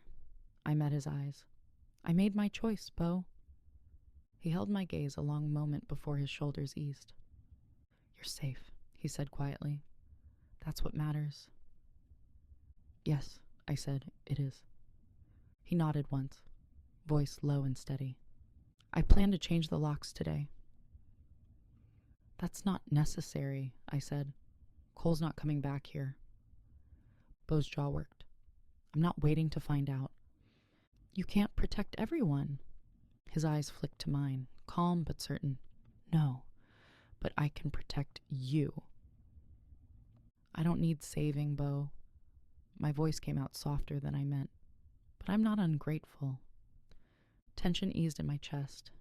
"Didn't say you did." His voice dropped to almost a whisper. "Just can't have my girl scared in her own house." The words hung, simple, unplanned, heavy as a heartbeat. "My girl?" I asked, pulse catching. Color rose up his neck. He cleared his throat, gaze dropping to the floorboards. "Meant you deserve to feel safe, that's all." The deflection stung more than it should have. Naomi was watching. My courage only stretched so far. "Right," I said quietly. "Safe." His eyes lifted, unreadable, then shuddered. Naomi glanced between us, a small, knowing smile tugging at her mouth. "You finished them locks, Bo Lawson, and you're staying for supper. I won't argue it." He tipped his hat, still pink around the ears. "Yes, ma'am." Then, to me, softer. "Ride with me to town? Need to pick up a few things." It felt like more than an errand, an olive branch, or an apology for words he'd pulled back too fast. I grabbed my coat. The ride into town started quiet. Frost clung to the ditches where the sun hadn't reached. Bo drove like he did everything else. Steady, deliberate, jaw set against words that didn't need saying. The heater hummed low. Every so often his hand flexed on the wheel, leather creaking softly. Halfway down the ridge road he spoke. "About last night," he said, eyes on the curve ahead. "You leaving like that." My fingers twisted in my coat hem. "Did you want me to stay?" He blew out a breath, humorless. "Part of me did. The rest of me was grateful you didn't." I stared out the window, at Frost's silver pasture. "I shouldn't have crawled into your mess like that. Sat with you. Let you hold me." His grip tightened on the wheel. "I asked you to stay. You were kind to me in a nightmare, Ruth. That ain't sin." Maybe not. My throat burned. But it felt like something close to a line I don't know how to draw anymore. He was quiet a moment, jaw working. "I'm tired of watching you do all the carrying," he said finally. "Guilt, grief, the fire, me. You keep backing up like you're doing Daniel a favor. Heat pricked behind my eyes. He loved me, Bo. Fiercely. How am I supposed to sit here and say I want someone else when I can still hear him laugh if the house gets quiet enough? His voice went softer, rougher. I ain't asking you to erase him. I miss him too. But every time I reach for you, you act like loving again is the same as betraying him. I swallowed hard. Isn't it? He shook his head, eyes still on the road. No, ma'am. I think it'd break his heart more to know you buried yourself with him. The words landed like truth I'd been dodging. Wind skimmed the windshield, thin and high. I don't know how to be fair, I whispered. To him, to you, to myself. Then maybe we stop trying to name it all at once. He eased his foot on the gas as the road straightened. Maybe we don't call it nothing yet. We just quit pretending there ain't something here. My chest tightened. And when the town talks? They're already talking, he said simply. Difference is whether we let their mouths decide our lives. I let that sit between us, heavy and honest. And when God looks at us?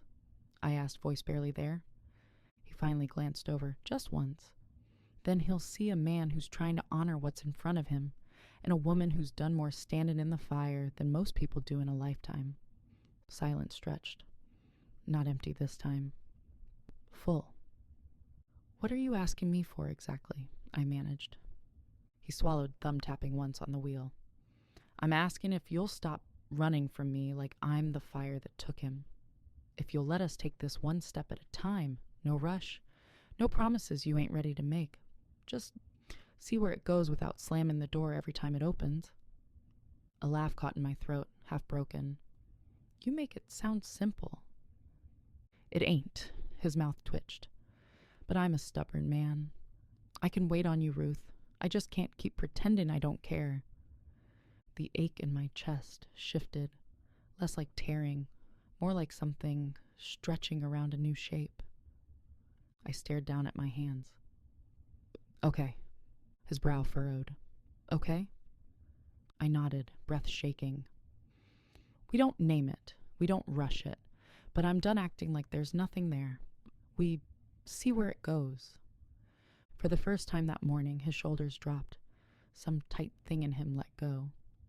All right then, he said softly. We'll see where it goes. When we turned onto Main, the stares started. Heads tipping at his truck, then at me in the passenger seat. Small towns don't whisper. They watch. Bo noticed before I could hide it. Pay them no mind, he said, voice calm enough to steady the air. They'll talk till the next storm gives them something louder. He parked in front of Miller's Hardware, engine ticking as it cooled. We sat a beat, the new truth humming quiet between us, then climbed out. The wind bit at my cheeks. Bo came around to meet me, close enough that his breath ghosted white in the cold. He didn't say a word. He just reached for my hand. Not accidental, not brushed, not hidden between truck and door. His fingers laced through mine in plain view of the feed store porch and the bank window.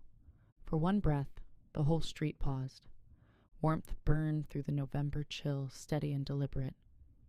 Let 'em look, he said quietly. They don't know half of what they think they do. Words tangled somewhere between my ribs and throat. I nodded and let him keep my hand all the way to the store. Inside smelled of oil, lumber, and Miller's burnt coffee. A man was already at the counter, broad-shouldered under a canvas jacket, cap pulled low. A box of red shop rags sat beside the register, bright against the worn wood. Miller made small talk about the cold, but the man only nodded, cash already folded in his hand. He moved stiff, dragging one leg just enough to notice. Boot, drag, boot. The limp wasn't dramatic, but something about it pulled at me, uneasy in a way I couldn't name. Bo brushed past, grabbing a couple of lock sets from the shelf, as the bell over the door jingled behind the man. Miller turned back to us. Hate to tell you, Lawson, your boys have near cleaned me out this week. Bo tipped his hat. Fix one thing, another gives. Miller thumbed through his clipboard. Delivery same as the rest. Out on old ranch, Bo cut in smoothly. You can deliver straight to the ranch. Miller blinked, then nodded. Sure thing. South lot, right? That's right.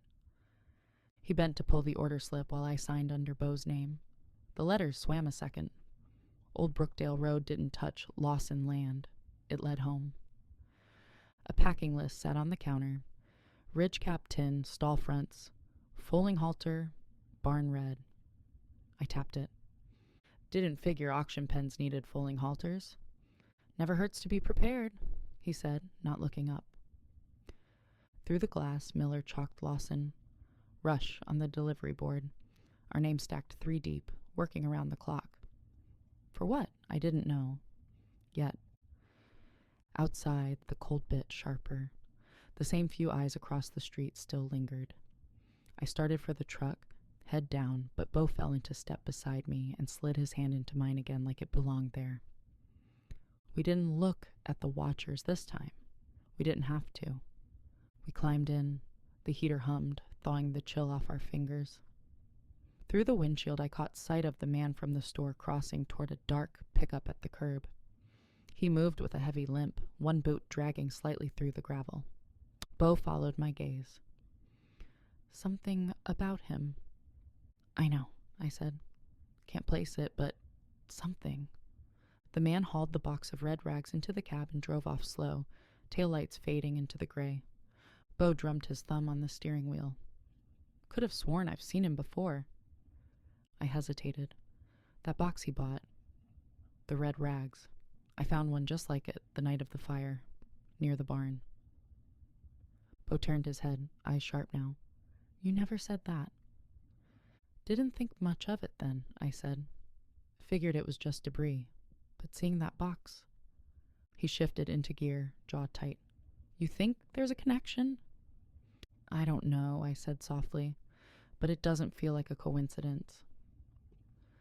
The truck eased onto the road. For a few miles, neither of us spoke, just the hum of the engine and the frost ghosting off the fields. Finally, Bo said, Let's keep it quiet for now. Just us. If he's tied to Emberline, or the fire, it'll show itself soon enough. Soon enough, I echoed. But that flash of red in his hands and the limp fading down the road stayed burned behind my eyes. Back at Naomi's, Bo went to his knees like a man starting prayer. Sit, he muttered, then softer, or hand me something. I knelt beside him. He sighed, passed me a screwdriver. A minute later, I traded him a wrench. He glanced up, one brow raised. You know this ain't a screwdriver, right? Feels persuasive. We'll call that Plan B, he said, almost smiling. 5 minutes later, I handed him pliers instead of the drill. Harper, he warned, half laughing. What? I'm helping. You're trying my patience. I thought you had plenty. He leaned back on his heels, eyes narrowing, the corner of his mouth twitching. I'm going to count to 3. I blinked, innocent. For what? 1. His voice dropped low, playful but edged. Bo. 2. I bolted for the kitchen before he hit 3. Boots scuffed behind me, closer, faster, and just when I thought I'd made it, cold water splattered across my shoulder. Bo! I yelped as the sprayer hissed again, catching the light. He laughed, real and deep, the sound filling the house. Told you not to test me. I lunged for the hose, wrestling it from his hand, but he was stronger. Water arced wild across the sink, both of us half soaked and laughing like kids who should have known better. Give me that, I tugged. Not a chance. The struggle pulled me forward, too close. The sprayer clattered to the counter, dripping. His hands steadied my elbows. Mine landed against his chest, warm even through the damp cotton. The laughter broke. His breath brushed my temple. Careful, he murmured. You'll start a whole different kind of mess. For a beat, gravity narrowed to just us. Then the floor creaked. Mercy, Naomi said from the doorway, dish towel in hand. If y'all are done flooding my kitchen, dinner's near ready. We jumped apart like teenagers caught dancing too close. "Yes, ma'am," Bo said, wiping the counter with a rag. Naomi shook her head, half smiling. "Both of you. Out. Go dry off before the roast burns." We slipped past her toward the porch, still grinning, still dripping. Outside, the air smelled like wood smoke and cold earth. Dinner was chaos dressed like comfort. Bo tried to carry the roast. Naomi swatted him toward chairs. I reached for plates. She swatted me toward silverware. The biscuits were a shade past golden. "Adds character," Bo said, already buttering. "Flatterer," Naomi sniffed. "Pass Ruth the honey so she can drown my mistake." We talked small things. Cattle feed, fence lines, the chance of snow. Naomi told a story on Kenzie till we were laughing into our cocoa. She'd traded tea for hot chocolate tonight, extra marshmallows melting into cream. Sweetness hung in the air like comfort itself. When the laughter thinned, Bo's voice did too. "Aunt Naomi, I owe you an apology. Cole had no business barging in. He crossed a line." "It breaks my heart to see him like that," she said. "He wasn't raised to hate what's his. Once when you were little, a bull broke through the gate. Cole ran straight for it with a stick and no plan. Got tossed clean over the trough, but bought you enough time to climb the fence." Bo's jaw worked. "I remember." Naomi's smile dimmed. "Now I don't know who's doing the chasin'. The man or the devil whisperin' to him." Her voice made my stomach twist. It wasn't judgment. Just mourning for a boy who used to run toward danger to save someone else. Bo stared into his mug, marshmallows half melted on top. "He's still my brother," he said quietly, "but I don't know how to reach him anymore." Naomi touched his wrist. "Then you pray. The Lord does what we can't. Sometimes the only rope left to throw is faith." The table went quiet except for the heater's hum and the clink of silverware. Outside, wind scraped dry leaves along the steps. Inside, warmth presses close, the kind that sinks deep when you've been cold too long. Naomi rose, refilled our mugs, and nodded toward the couch. "Go sit a spell. I'll finish the dishes." We obeyed. Blankets waited on the sofa arm. Bo tossed one over my lap before taking the far cushion. Steam curled from fresh cocoa. I wrapped both hands around the mug and let the heat seep into my fingers. "She kept one of Daniel's mugs," I said softly. "Blue with a chip. I don't use it much. Feels like if I keep drinking from it, I'll wear him out of it." "Clara had a hymnal," he said, voice low. "Dates next to songs, little notes. Sang this when the rain finally came. One page just said, 'Told Bo we were expectin'.'" The ache between us hummed. "You're getting mighty philosophical for a man who threatened a lock with a wrench," I teased. "That wrench deserved it." His knee brushed mine. Deliberate, lightning in a cold room. "Truth is," he said, eyes on the window, where frost silvered the glass, "your hand's small, but it steadies me more than most things have in a long time." I didn't trust my voice enough to answer. Naomi stepped out, coat already on and keys in hand. "Y'all hear about the Winter Galleria tomorrow evening? Music, quilts, vendors on Main. You ought to go." Bo shifted like a man dodging a chore. "Don't know that it's the right time." "The world's heavy enough," Naomi said. "A little music and pie won't break it. Might keep it from breaking you." Her gaze softened on me. "Ruth deserves a night that ain't full of shadows." Bo didn't argue, not out loud. Naomi nodded, satisfied. "That's settled then. Winter Galleria tomorrow night." She slipped her arms through her coat sleeves and jangled her keys. "Caroline called. Needs me to run by the store and help with something for the bake table. I'll be back late. Y'all lock up behind me." The door shut. Tires crunched down the lane. Silence pressed in like held breath. Bo set his mug on the coffee table and stood slowly. Then he reached out a hand. I rose to meet him. I took his hand. He didn't let go. Not right away. Not even when he should have. His fingers tightened around mine. Slow, deliberate, like he was memorizing the shape of the moment. Wish I didn't have to leave, he murmured. You don't, I whispered.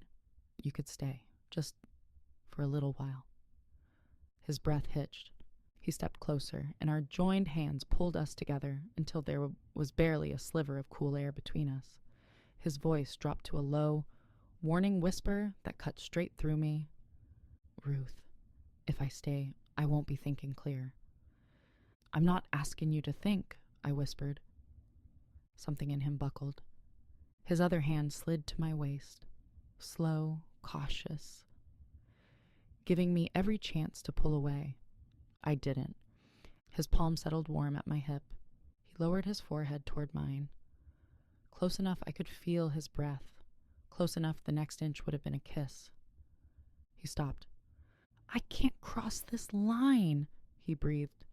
Not unless you ask me to. My fingers curled in his shirt, pulling him half a heartbeat closer. He sucked in a sharp breath. Bo. His eyes fell shut like hearing his name hurt. Tell me to leave, he whispered. Please, before I forget every promise I made myself. What promise? That I'd wait, that I wouldn't touch you like this.